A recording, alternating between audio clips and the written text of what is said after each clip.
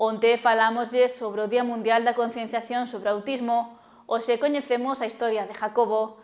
A este usuario de Amicos diagnosticaronlle TEA con 2 anos e da man da súa familia descubriremos a súa historia. A Asociación Amicos traballa con multitude de usuarios con diferentes doenzas. Un deles é Jacobo, doente de trastorno do espectro autista e xordeira, diagnosticado aos 2 anos de idade. O seu paso por Amicos comezou tempo atrás, unha experiencia que mellorou a súa calidade de vida.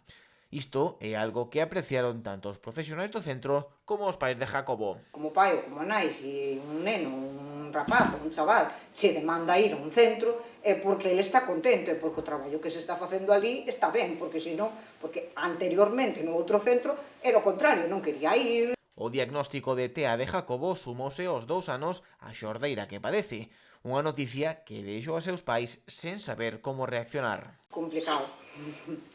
Complicado, nós xa tiñemos que xa sabíamos que era sordo, encima que tiña máis problemas que eso, era moi complicado, foi moi agobiante. Foi non saber que facer, nin a donde ir.